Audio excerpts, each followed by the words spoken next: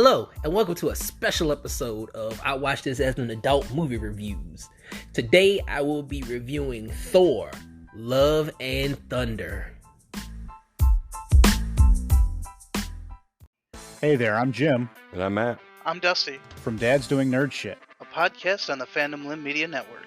We talk about all kinds of nerdy stuff. From Dungeons and Dragons to the MCU. From video games to semi-current space news. And anything else that catches our attention. New episodes go live every Monday morning on Spotify, iTunes, or wherever you listen to podcasts. We can also be found on Facebook, Instagram, and the Twitter.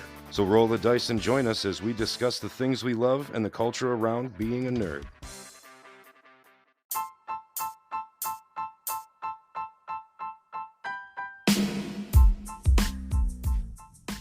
Hello, and welcome to a special episode of I Watched This as an Adult Movie Reviews.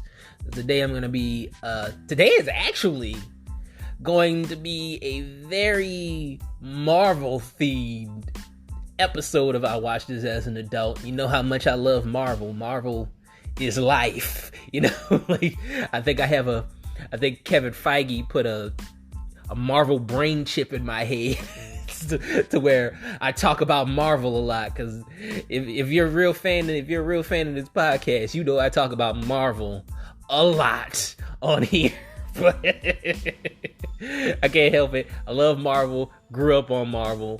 Like it's one of my favorite things in the world. I'm sorry, but Marvel comics, Marvel, everything Marvel. I love it. But anyway, it's gonna be a very Marvel themed episode of I Watched This as an Adult. I'm gonna give my thoughts on what I thought of Ms.Marvel as a whole first, and then we're gonna get to the main event of my review of Thor: Love and Thunder. I know I've been gone for a while, been on a little hiatus, just got some things in my personal life that I'm still dealing with. I just didn't want to leave you guys hanging without any content. You know, like you guys need. I gotta get back to doing this. I gotta get back to doing this sometime. You know, and I felt like I was in a better mindset now to get back to doing the show than I was like a couple weeks ago. Like I said, got some personal things in my life. I will let you know when the time is right what those things are. Right now, I'm not very comfortable telling you what's going on in my personal life right now. You know, but I'm just telling you that I had some things that I'm still working out right now. So but I'm in a little bit better of a mindset right now to continue doing the show. So I'm gonna give you guys this little treat in this Thor: Love and Thunder review. I'll go back to the regularly scheduled programming sometime next week. Next week's my daughter's birthday. I think next Sunday is my daughter's birthday. But you know, I'm gonna try to pump something out. I'm gonna try to pump something out in that time. I still owe you guys a Spider-Man review. You know, the first Spider-Man, it's the 20th anniversary of Spider-Man this year. I still owe you guys that. While you're at it, go and speaking of anniversaries, go and subscribe to the Patreon, support the Patreon. I got the Transformers 15-year anniversary retrospective coming. I'm gonna deep dive into the Transformers franchise. That'll be a Patreon exclusive. That I got that to work on. I got that coming up. I was supposed to do that. Earlier this year, but like I said, things came up.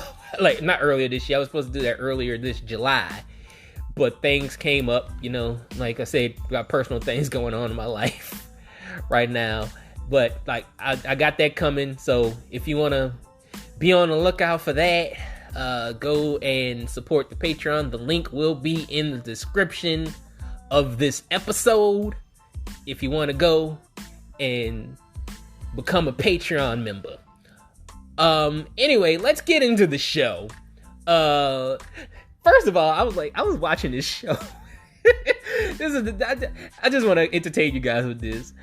I was watching this show because this is a YouTube channel called Rare Gems. If you want to check it out, go check it out. Rare Gems is on YouTube. They have like a lot of the old black sitcoms and black shows of like the late 80s, early 90s. I'm looking at the channel. It looks mostly about like stuff from like the late 80s and the early to mid 90s. No, they got a couple of things from I think they got a couple of things from the 2000s too, but like the early 2000s. So like from like late 80s to early 2000s. It's a channel called Rare Gems. I subscribed to it because they had a couple of things, because they had like episodes of Rock on there. If anybody remembers Rock with Charles S. Dutton. They had the Smollett Show, Jussie Smollett and his sister Journey. God dang it, forgot the name of the show, but On Our Own. Yeah, they had that show. They had that show up there. I tried to watch that show. It's not funny. It is not funny. I was like, I see why this show got canceled. It's not funny. What else they had? God dang it, there was a bunch of... They got a bunch of shows up there, man. I can't name them all. I'm not going to name them all. But I was watching this show called Snoops. They had a show called Snoops. It's with Tim Reed and Daphne Maxwell Reed. If you don't know who they are, Tim Reed went on to be the dad on Sister Sister. Daphne Maxwell Reed went on to be the second Aunt Vivian on The Fresh Prince of Bel-Air. But like, they're married. They're actually a married couple. Tim Reed and Daphne Maxwell Reed. They're actually married. But like, they had a show called Snoops. They did a couple of things together, I believe, because I think before this, I don't know if it was before this or after this, because I think they said, I read the description, I think they said this show came out in 1989. I think they said like Snoops came out in 1989. And then I think after that, they did a show called Frank's Place. I remember it was Tim Reed and Daphne Maxwell Reed. They did a lot of things together other than Sister and Fresh Prince. Like, they did those things separately, obviously, because Tim Reed and Daphne Maxwell Reed actually, I think they had a studio. Like, they had a production company. I think they were like the first black people to have like a production company, like a studio. Like, this is like years before Tyler Perry. Like, they had a studio that produced like black movies and black TV shows. I remember hearing about that in passing, because like there was because Tim Reed. No, because I watched Tim Reed. I watched Tim Reed's Unsung. He did an Unsung, which is like this show where like they talk about people that don't get enough credit. And Tim Reed got one, because obviously, yeah, he doesn't get enough credit. This dude had a goddamn studio before Tyler Perry, and nobody talks about it. So, you know, yeah, the studio, everybody shot there. They produced black films. They produced black movies. That's the same thing. They produced black TV shows. I'm sorry. They produced black TV shows. And, like, nobody's talking about that. Nobody talks about that. But anyway, they did a show called Snoops. And it's like in the vein of, like, those old shows like Heart to Heart, or like McMillan and Wife, and a lot of you people probably don't know what the fuck I'm talking about. What's the other show? There was another show like that. It's like Murder, She Wrote. You know, like a lot of those like old detective shows. You know, it's like a lot of those shows, but like with black people. But you know, that's what it is. It's Murder, She Wrote, Heart to Heart, and all that shit with black people. So I was just watching the show and it captivated me. It really did. It captivated me because, like, I was like, I didn't even know about this show. Let me watch this. I was like, because I saw the thumbnail. I was like, Daphne Maxwell Reed's on here. She was on Viv. And so I was looking at it. I was like, yeah, I know. I know they're a married couple and all this stuff. But the funniest thing about the show, because it's like one of those whodunit shows. Like, who did it? Because like they had like this friend who got framed for murder, and it was like, oh man, we can't let him go to jail. We got to find the real killer. Like every show, and they found out who the real killer is. And this is what happens. They do this on all the fucking shows. They do this on all these shows. I used to watch these shows with my grandmother. I used to watch like Murder, She Wrote, and with like Father Downing Mysteries, and the other one, the Matlock. I used to watch Matlock and Diagnosis Murder, and all these shows. I used to watch all these shows with my grandmother. And every time they find out who the killer is, the killer always got a gun in his pocket. He always got a gun in his pocket. How does he know that they found him out? Because I was like, you did it. Like, you're the one that did it, or something like that. And like every time, without fail, the killer pulls a gun out of his pocket. He's like, hey, everybody, don't move. I got a gun. He's just every fucking time. Every time. I was like, dude. This shit's hilarious to me. Because it happens here in Snoops. In Snoops, they find out who the killer is. The killer got a gun in his pocket. Just out of nowhere. It's just like, all right, everybody, freeze. Don't move.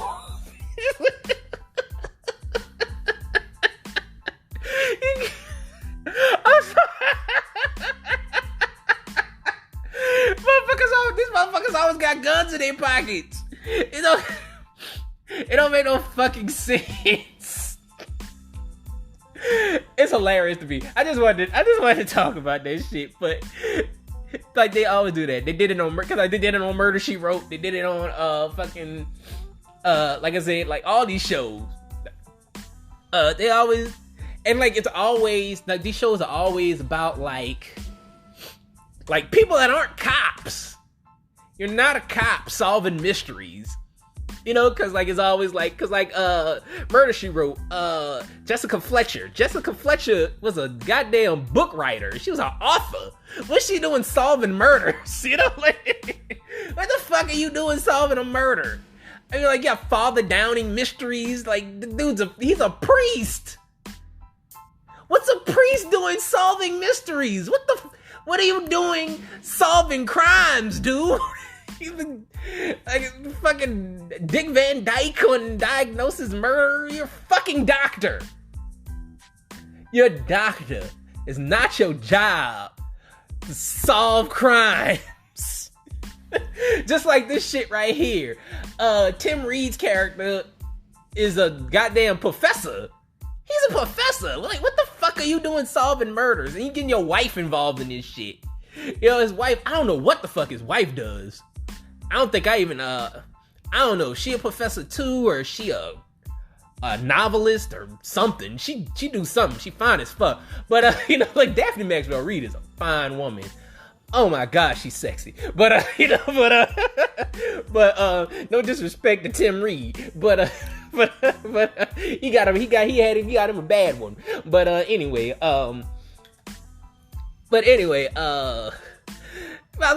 dude's a professor. He's a goddamn professor. What are you doing solving murders? He's like, and then in the end, like I said, the dude pulled the gun out the pocket. He start tussling with the dude. Dude could have shot him. And like even his wife had to tell him like that was stupid to do. She was like, that was very foolish. So like, and he was like, I know, right? I was like, dude, if that was real, you could have got shot, bro. This shit's just fucking funny to me, man. But yeah, man, check out Rare Gems. Check out the show Snoops. It's very intriguing fucking show. It's just a recommendation for a show that came out like fucking 33 years ago. You know? But excuse me. But anyway, let's talk about Ms. Marvel. Hold on. Let's talk about Ms. Marvel over here. Oh my god. But I just thought that shit was hilarious. Cause like all these shows are the same. All these shows are the same. But yeah, let's talk about Ms. Marvel.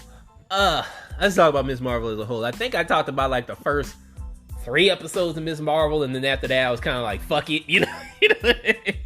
I believe I was just like, fuck it. But I'm trying to let's talk about Ms. Marvel as a whole. I did not really care for it. I wanted to like it too. I really did. I really wanted to like Ms. Marvel because I like the book. Every time I get a chance to read the book, I don't read the book a lot. But if I come across it in like a bookstore or a comic book shop or something, even in the library, there's libraries that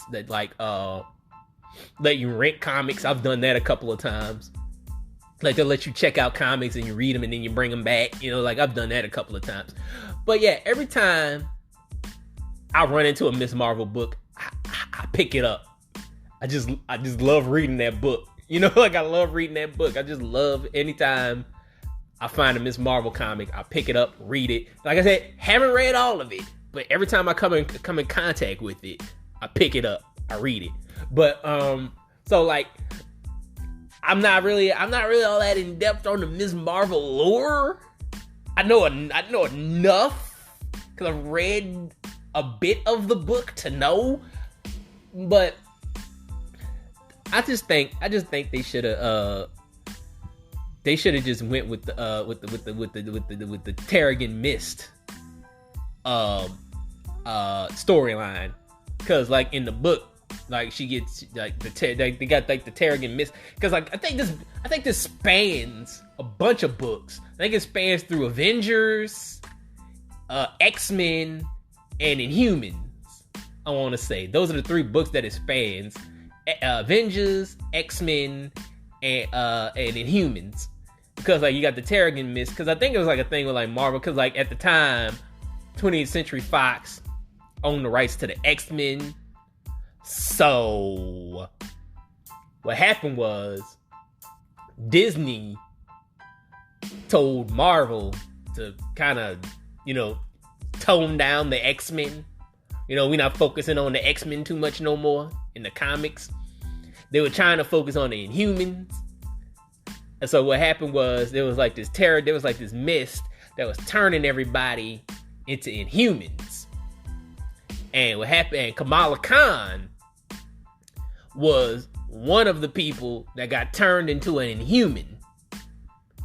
And it awakened like the Inhuman gene in her. So I think it awakens the Inhuman gene in you or some shit like that. You inhale the mist and then it awakens the gene in you or some shit. So like, but Kamala Khan, it awoken her Inhuman gene. So like they had that. But yeah, like I said, like they were trying to like cross the X-Men out of existence or some shit, focus on the Inhumans. Then that terrible Inhumans movie came out, or special, or whatever the fuck it was, came out, and they were just like, yeah, you know what? Let's not talk about the Inhumans ever again. You know, so they're not doing Inhumans anymore. So they didn't want to mention the Inhumans. They didn't want to mention the Inhumans here. So instead, she had like this bracelet. They call it a bangle. And like in awakening her powers, and she got powers. Now she's got like light powers. In the comic, she could stretch and like she could grow real big. That was like those are her powers. But we got Ant-Man and we got Mr. Fantastic coming, so we can't have like 2 people that do that shit, you know? So like, because Ant-Man can grow giant, And we got Mr. Fantastic coming, and he could fucking stretch, so he can't have that. Even though she does a little stretchy stuff. She does it in light powers. She has like light powers, and like what happens, like she makes these big light fists now. So her fists are a ball of light now. So and like she can stretch with the ball of light. But like it's not her body stretching, it's the ball of light stretching into a human form. I'm confused now. But anyway, yeah, man, I wanted to like this show. I really did. I ended up not caring for it. I like the girl that plays Ms.Marvel. Her name is what's her name? Imani. I forgot her last name. Imani Valari or something like that name. I'm butchering her goddamn name, but like I like that girl. She has a lot of charisma. I'm looking forward to seeing her in other Marvel properties because she has so much charisma. But here it was just wasn't really digging the show. I'm like, there's a couple of things I like. Like I said, I liked her. I like the dad. The dad's funny. I like him. The brother's funny too. The mom's all right. Like I said, like there was a lot of family dynamic here, you know.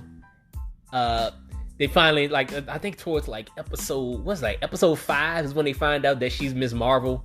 Her parents find out my mom finds out she's Ms. Marvel, and which I was like, that makes sense. I didn't hate on that. I was like, that makes sense because I don't think a kid could get away with being a superhero and their parents not knowing, you know.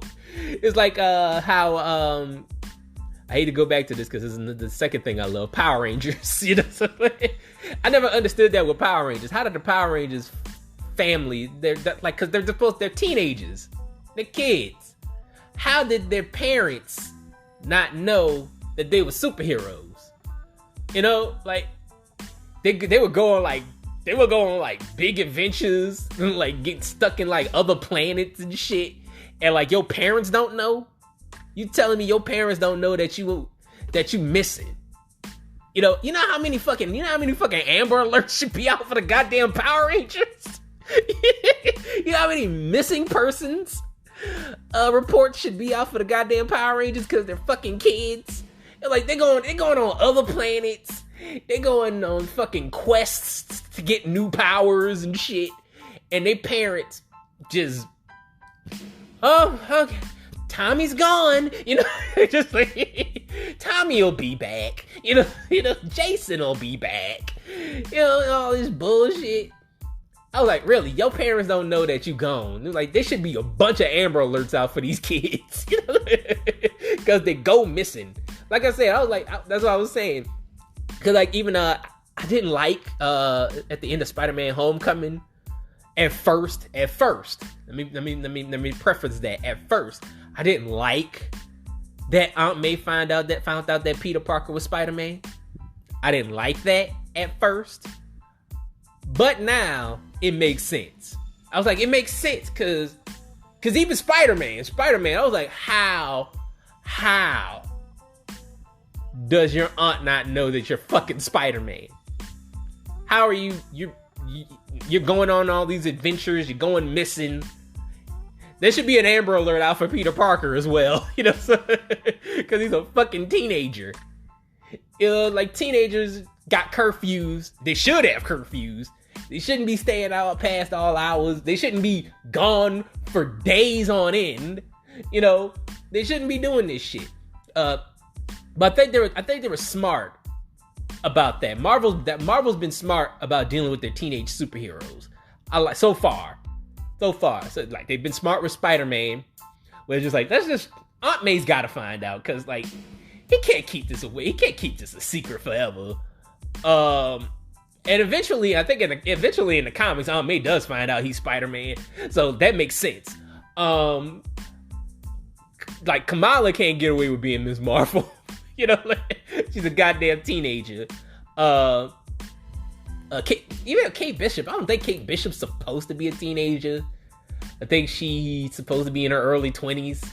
Because, like, Haley Steinfeld's, like, pushing 30. So, like, I think that girl's, like, 27. You know? That girl's, like, 26, 27 years old. But, like, I think Kate Bishop's supposed to be, like, in her early 20s. So, she doesn't really count. But, like, her mom knows that she's helping Hawkeye. So, and her mom's a goddamn villain anyway. So, so that helps. Well, anyway, but yeah, man, I like that. I like that dynamic. I like that they found out because it makes fucking sense. But yeah, then episode 5 is the one that kind of that was like, because like it was like a flashback. I hate that they do flashbacks so close to the finale because they did that with Moon Knight. Moon Knight, episode 5 was a flashback. It was like going back to Mark Spector's childhood, like his brother dying and his mother blaming him for his mother dying, and then him joining the Black Ops and finding Khonshu and turning into Moon Knight and all this shit. You know, like I don't like that. I don't like that they do flashbacks so close to the fucking finale. I don't like that shit. But then like the last episode was kind of lackluster too, you know, kind of lackluster too. I seriously wanted to like this show. I seriously wanted to fucking like this show. I'm so disappointed that I don't like it. I'm disappointed in myself that I don't like it because like I thought it was gonna be like a Spider-Man Homecoming type of thing. Cause that's what the trailer was. The trailer was like very like, oh, this is gonna be very tongue-in-cheek, very, very, very. I wanted the silliness. I wanted the goofiness. I really did. But they did all this stuff. I did another aspect. I forgot another aspect of the show I like. I like how they dove. Like I already said that. I like how they dove into Muslim culture. I like that. There was sometimes they would go a little bit overboard with it. I like that they addressed mosques being bugged and wired and tapped, you know, because like a lot of people think that like mosques are like splinter cells for terrorists and shit, you know, which is not most of the time not fucking true. You know, it's not true. But I like that they address that with damage control.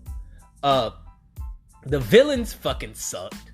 You know, like I hate the fucking villains. The clandestines. That was stupid. I didn't like them. And then damage control came in. Like they were kind of like the villains in like the last episode. You know. But I didn't like that either. You know, I wish they would have gave her like a real villain. You know, like a real villain. I wish they would have gave her somebody. Like I wish they would have gave her like a throwaway villain. Give her like Blizzard or Whirlwind or some shit like that. You know, give her the Beetle or something like that. Give her like a throwaway villain that nobody really cares about, you know, but make them care about it. Give her Moonstone. Like they could have done Moonstone. They're doing Thunderbolts. You know, they could have gave her Moonstone. Moonstone could have been her villain. But yeah, I'm really disappointed in that I didn't like this show. I really am. They revealed that Kamala might be a mutant. Let's just cut to the chase. They revealed that Kamala might be a mutant. You know, so she's the first mutant. She's the introduction to mutants. So that was cool. And then Captain Marvel shows up at the end because like Kamala gets sucked into like this portal, and then Carol Danvers comes out the other end into her room. So we're gonna find out what happens in that with Captain Marvel too. So that's pretty much it. There's not much to talk about with this show because this show is a big load of nothing. A big load of nothing. And like I said, I was like, that's starting to be these shows, man. Because like I didn't enjoy Loki. Moon Knight was kind of a disappointment to me too. You know, there wasn't enough Moon Knight in Moon Knight. You know, and then this. I hope She-Hulk is better. She-Hulk's coming next month. I hope She-Hulk is better. I hope like I think we're gonna get more in depth with that. I hope Matt Murdock's supposed to show up. We know the Hulk's in there too. So I hope She-Hulk is a bit better than these last couple of shows, because they've been really disappointing me with these shows. I'm sorry. Yeah. If I had to rate the show out of a 1 out of 5, I'd give it a 2. Just not my cup of tea. And I love that character. I love Ms. Marvel. Ms. Marvel is such a great big ball of light and energy. In the comics, she's just in any other thing she's been in, like that Avengers game. She's the best part of that Avengers game. A cartoon. She's been in cartoons and she's great in cartoons, but just disappointed they didn't get her right in live action. Just disappointed in that. So I give it a 2. I'll be back with my review of Thor: Love and Thunder right after these messages.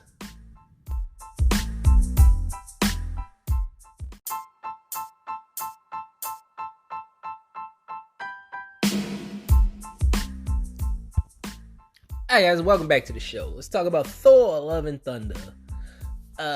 First off, we gotta talk about this opening scene. The opening scene is actually pretty sad. It's pretty sad. It's this movie, for a movie that's very bright and colorful, this movie starts off very dark and depressing and sad. Because the opening scene's a bit sad, because I'm not gonna lie, it made me tear up a little bit. Because it starts off with Gore, and I have to talk about this. I have to talk about Gore because it's pretty important to talk about Gore. Because his origin story is very heartbreaking, because that's what we start off with. We start off with the origin of Gore the God Butcher. And pretty much starting off with how he became the God Butcher. Gore is basically an extreme atheist. Is what he is. Because he was a devoted worshiper. He was a devout worshiper. But he feels betrayed because his daughter dies. Because it starts off because the movie starts off with Gore and his daughter. They're in the desert, pretty much dying. They're hungry. They're thirsty. Gore is pretty much praying to the gods that they bring him and his daughter sustenance and nurture him and his daughter, and give his daughter sustenance.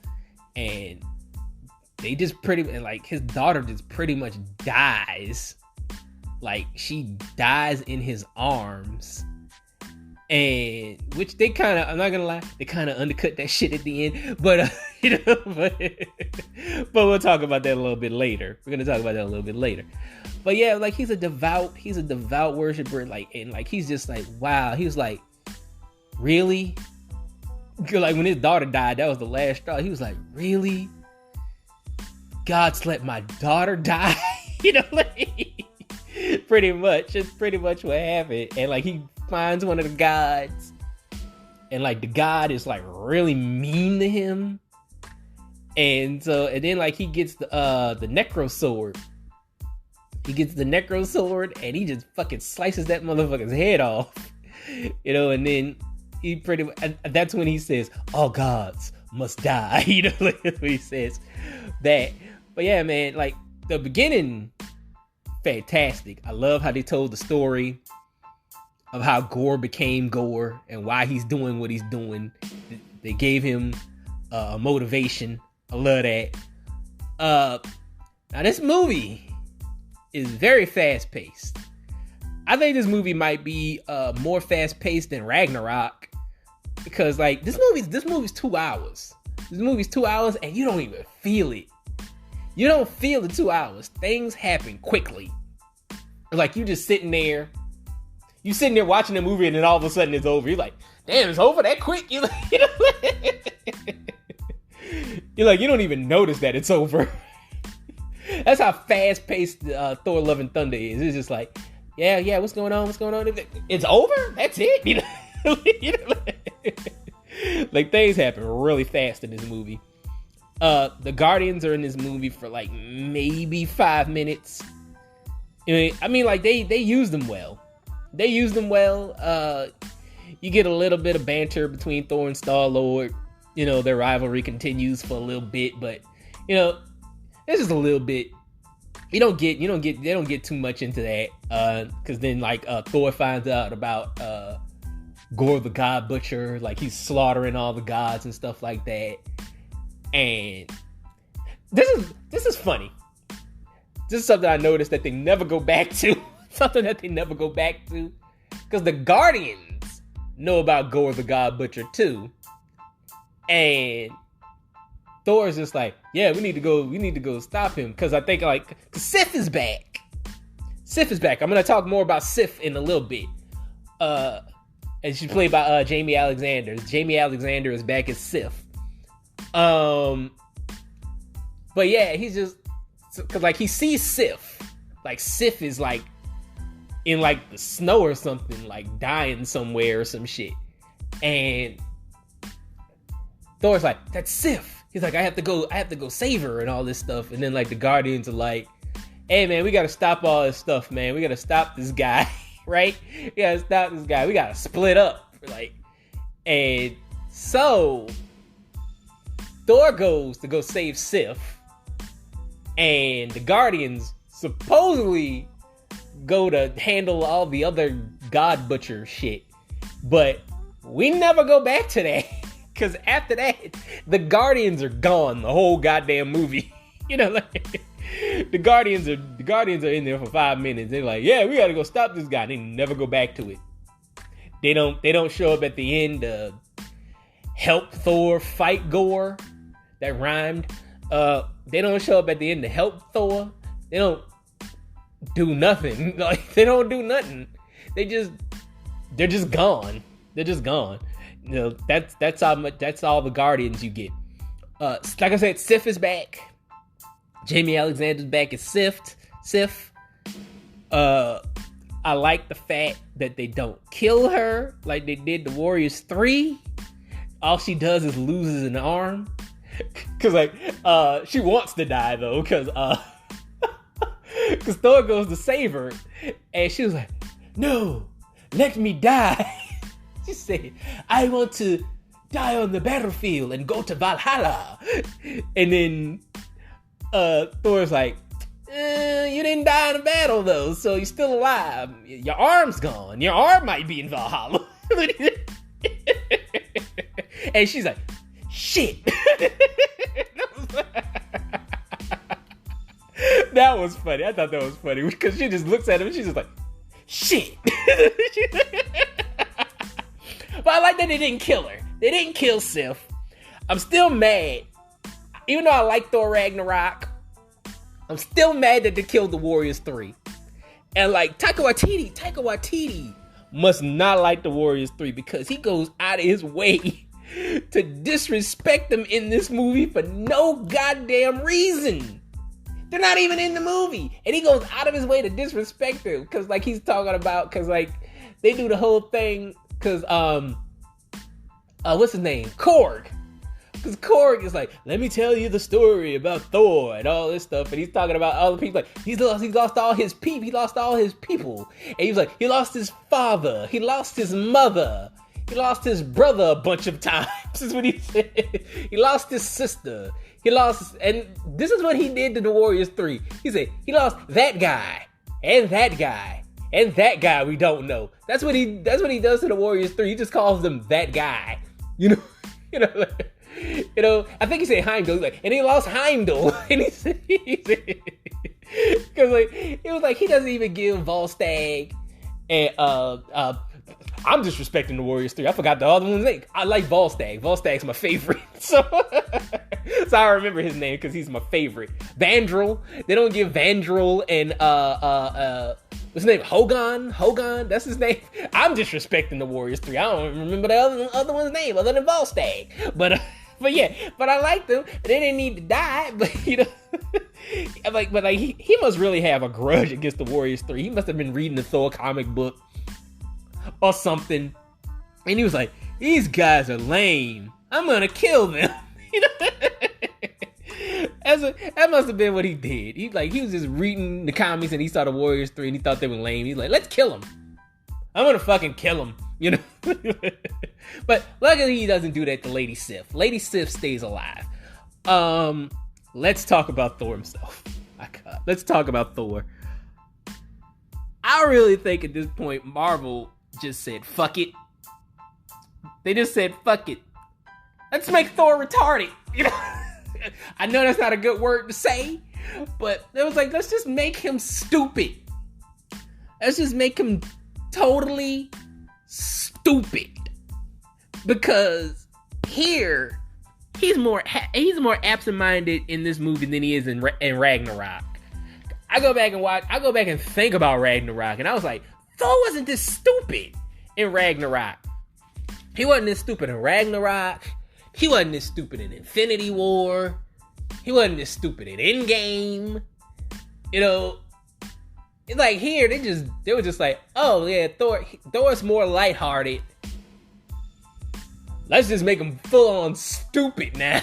You know, that's pretty much what they did. They were like, let's just make him full on stupid. Cause in Ragnarok, he just seemed more annoyed than anything. Now he's just a straight up dumbass. A straight dumbass. It doesn't take away from the movie. It doesn't take away from the movie, and Chris Hemsworth is having fun, you know, playing this character. He's having fun playing this version of Thor. So, you know, maybe they should kind of tone that shit down. I don't know if this is the last time we see Thor. You know, I think they hinted at the end. I'm gonna get to the end credits. Let's talk about them end credits. They kind of hinted at the end. It was like, yeah, you know, Thor's gonna come back because something happens in the end credits to let you know that Thor's coming back. You know, and I guess Chris Hemsworth's not that old. You know, he's not even 40 yet. You know, I want to say like Chris Hemsworth's like 37. You know, I think Chris Hemsworth's like 37 years old. You know, like he's not that old. You know, like Robert Downey Jr. played Iron Man until he was like, what, 55? Some shit till he was like 56, I think. You know, Chris Hemsworth could get a lot out of Thor. You know, he could get a lot of mileage out of Thor. He's not that old. Like I said, he's not even 40 yet. I think he's like 37 years old. And like late 30s. And he could get a lot out of it. Nothing else is going on in his career, honestly. Thor is like the only thing that he's got. You know, he tries to branch out into other things and they don't work. You know, he tries to branch out to other movies. They don't work out for him. So just continue getting that Thor paycheck, man. You know, continue getting that Thor paycheck. Natalie Portman is back as Jane Foster. They stay comic book accurate with her character, like going through cancer. Like they keep that. The problem I have with Jane Foster is that she just seems invisible to me. She seems invisible to me. Like even when she turns into Lady Thor, like she's just not there. You know, I've heard people like praise her performance, but it's still she just still seems like she's phoning it in. You know, it's just less phoning it in. Like she's trying. I don't think that she has silliness in her. I don't think she can just let go. You know, she's not the type of like actress that could just let go. You know, she seems like she's just serious all the time. You know, she doesn't seem like she has like a silly bone in her body. You know, like she's not like a Scarlett Johansson. You know, like Scarlett Johansson, I've seen like interviews with Scarlett Johansson. I've seen Scarlett Johansson behind the scenes of like movies and stuff like that. She knows how to be silly. She knows how to let go. She knows how to be silly. Margot Robbie is another one, pretty girl that knows how to be silly. You know, Tessa Thompson knows how to be silly. You know, like, it's just like she doesn't know. It just seems like she doesn't know how to let go and just be silly. You know, just a lot of the other girls in the MCU, like, you know, a couple of them, like, they know how to let go, be silly. She doesn't know how to do that. She doesn't know how to do, just let go and just let it happen. Cause like, I thought she would have let go and just be silly, but she tries. I'm gonna say, cause I like Natalie Portman. I like Natalie Portman, but she just doesn't know. She just doesn't know comedy. You know, like, she doesn't know how to do comedy. She's great in serious roles, in like dramatic roles, but comedy is not her shtick. Comedy is not her thing. Because like, you would have thought that her having a bigger role in this movie would give her incentive to just let go and give a better performance and be more silly and be more comedic. No, she's just here. She gets lost in the shuffle, and it's sad. You know, it's kind of sad. It was good to see Tessa Thompson get more screen time as Valkyrie. Because like, I was afraid that she was gonna be a glorified background character, but no, she's great at this character. She's great as Valkyrie. She bodies Valkyrie. It's funny because a lot of people think that Valkyrie was the weak link, but I think she was the strong link. Like, Tessa Thompson did a great job as Valkyrie. Oh, like, she brought the comedy, she brought the physicality. You know, like, she brought, and like, it was time to be serious. It was time to be serious. You know, like, she did very well. I enjoyed her. I want to see more of her. That's why I want her. I want her to be an Avenger. You know, like, if they ever bring back the Avengers, if they want to do Secret Wars, I hope Valkyrie's there. I want Valkyrie in the Secret Wars. I want them to do that. I did have a problem with some of the jokes. You know, some of the jokes, I had a problem with them. It's not that they weren't funny. It was just the fact that they would have a funny joke. This is my problem with it. They would have a funny joke, and then they were just running into the ground. You know, I'd be laughing. I'd be laughing at the joke, and then they just go too far. I'm like, all right, chill. I'm like, you know, that happened with a lot of jokes in this movie. Where it was just like, oh yeah, that's funny. I laughed a lot in this movie. But then they would just keep going. I'll be like, you got my laugh. I'll be like, you got my laugh. Calm down. All right. Joke's over. It's done. Taika Waititi has that problem. I like Taika Waititi. I like his movies and stuff. But he has that problem of taking a joke and just stretching it. You know, it's like, it's funny the first time. You don't have to keep going with it. You know, you don't have to keep doing it. It's funny where it is. The only running joke that I did find funny was the goats. Like, the goats were funny. Every time those damn goats were on screen, I laughed every time those goats were there.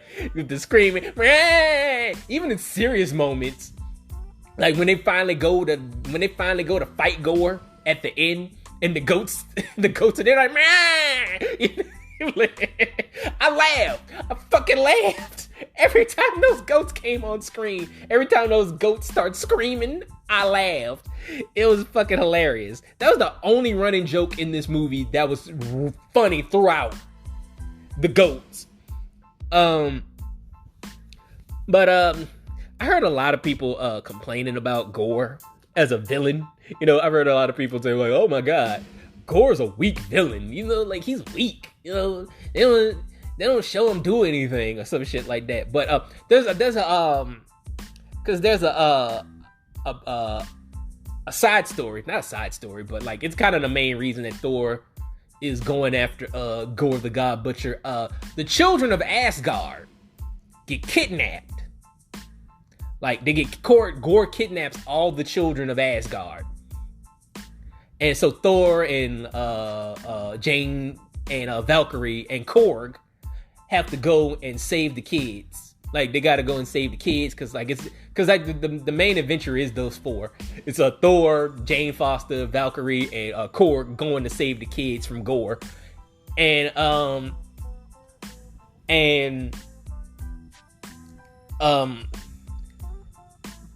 some reason Heimdall has a son.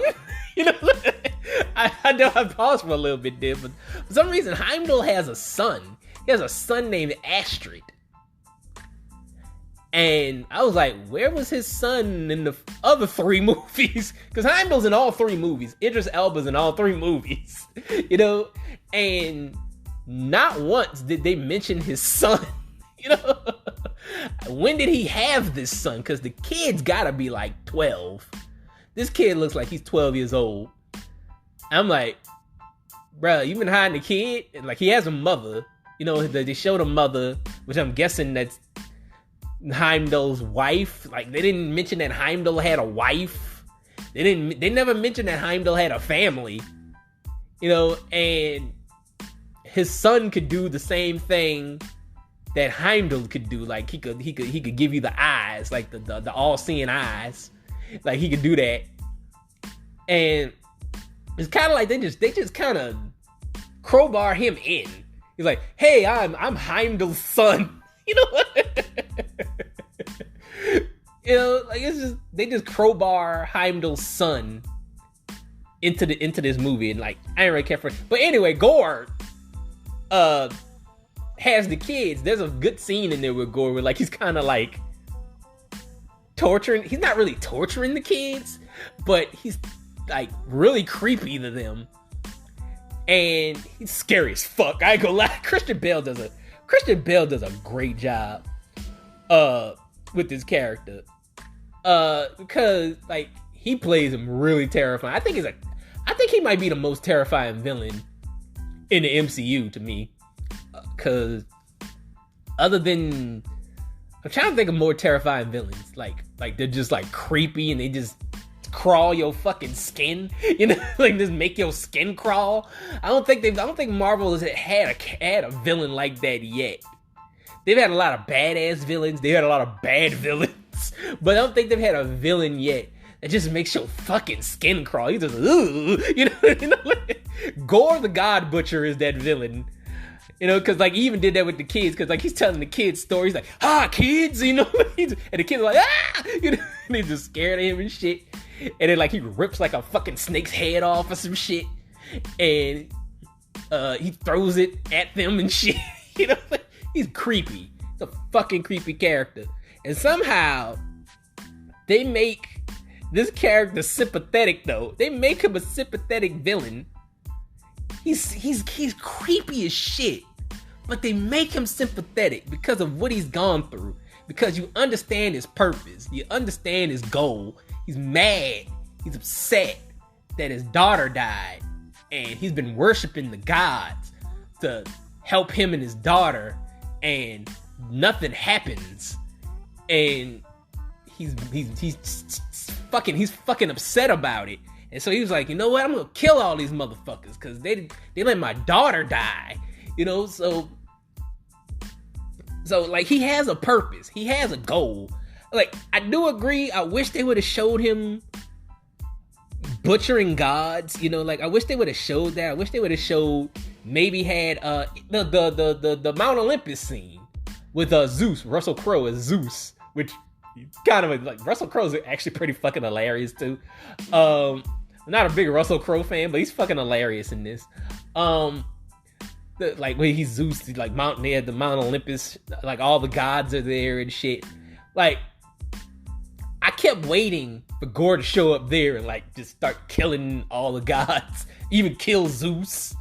You know, I was waiting for that, but that never happened. You know, I think they said like there were a couple of scenes that got cut with Gore. I guess they didn't want to show that, like him butchering gods, because like I guess it would like undercut his like redemption story at the end. You know, I guess that would just cut that short, because like you're showing him killing people, and you're like, how am I rooting for this dude? You know, how am I gonna root for this guy? Then you're gonna rehabilitate this guy at the end. But I just saw him like slaughter thousands of people. You know, I just saw that. So like, cause like Gore really doesn't kill anybody in this movie. Like he really doesn't like kill anybody.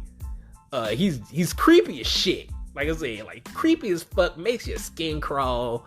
You don't want to be alone in a room with this guy. He's weird looking. But yeah, but I like the character. I like the character for what it was. I didn't think he was a weak villain. You know, out of all the Thor villains, I think he's the best. Out of all Thor villains, I think he's the best. Hela may be second. But I like how they used him. They used him well. I thought they used him well. But overall, I really enjoyed this movie. I had a lot of laughs, had a lot of fun with it. They had a lot of great action. All the action is good. I forgot to talk about that. Every fight scene, perfect. You know, there was not one fight scene in that movie I was like, man, this is stupid, or this is boring, or whatever. You know, like all the fight scenes are good. They do a lot of martial arts. You know, there's a lot of practical fighting in this movie. I was surprised at that. Like Chris Hemsworth like does a lot of practical fighting. Tessa Thompson and Natalie Portman do a lot of practical fighting in this movie. You know, like Christian Bale, like when he does get into a fight with either of them, is very practical. They're not doing magic, like they're doing hand-to-hand combat or sword-to-sword combat. You know, like a lot of great fucking action in this movie. This is probably my favorite Phase 4 movie after No Way Home. After Spider-Man No Way Home, like this is probably my favorite Phase 4 movie, because I have to admit that Phase 4 has been a little dry. You know, it's been a little stale. You know, a lot of people are saying that Kevin Feige hasn't been as involved as much, and like that's the reason why it's a little lackluster, because I think they say like he's been trying to do some stuff with Star Wars, because I think he got brought on to do some Star Wars stuff too, and he's kind of focusing on the Star Wars stuff. So I don't know who is running Marvel right now. I don't know if it's like Nate Moore or Victoria Alonso, or what's the other guy, Louis D'Esposito. You know, like I don't know if it's like one of them, like just like doing day-to-day operations at Marvel Studios. But yeah, man, it's just lackluster. It's been very lackluster. And a lot of people are saying that's because Kevin Feige's not around doing day-to-day operations. He's like, he'll pop in every now and again, and he's gone. You know, I think that's what they've been saying. That's the rumors I've heard. I don't know if that's true. That's the rumors I've heard, but it makes sense. It makes sense. If because I don't think Kevin Feige, if he did handle day-to-day operations, I don't think he would have half of this shit that they put out. I don't think he would have let that get out. I really don't think he would have let that get out. He probably would have been like, yeah, you know what, Ms. Marvel shit, no. You know, like, y'all need to fix that. You know, because like I'm like, Kevin Feige is he on his shit, man. Like he's a perfectionist. Like that's what I like about Kevin Feige. I like that he's a perfectionist. He Everything has to be done to the T. And I feel like these movies and these TV shows haven't done that in Phase 4. But we're going to see. We're going to see what the rest of Phase 4 has in store. Hopefully this movie gets people hyped for what's next. The end credits. The end credit is Hercules. Hercules is in the end credit. And I've been waiting to see that. I've been waiting to see Big Herc. Big Herc is here. He's played by a guy I've never fucking seen, you know. But he looks like Hercules. You know, like he's got the whole comic book Hercules garb on. He looks fucking cool as shit. Can't wait to see him. So he's probably gonna fight Thor, you know, because like it looks like he's leading that way. It looks like he's leading that way, like he's gonna be fighting Thor. So that's cool. The second end credit was Jane Foster dying, because Jane Foster dies at the end. And I said Thor was gonna die. So Jane Foster dies at the end, and then like she goes to Valhalla, and with Heimdall, Idris Elba shows up in the end credits as Heimdall, and he's thanking her. He's like, "Thank you for looking after my son." And he's like, "Welcome to Valhalla," you know, and that's it. That's the movie. But yeah, if I had to score this movie, I give it a 4 out of 5. I had tons of fun. The only problem I had was the jokes. Like the jokes, they be funny and then they go too far. You know, love the action. Like love the color, the bright colors. I love the villain for whatever that's worth. You know, like no matter what everybody else says. I loved Christian Bale as Gore the God Butcher. I loved it. But yeah, man, that's it. 4 out of 5. Join me next time. I'm going to go back to my standard format, where I'm going to be talking about 2002's Spider-Man. Until next time, peace.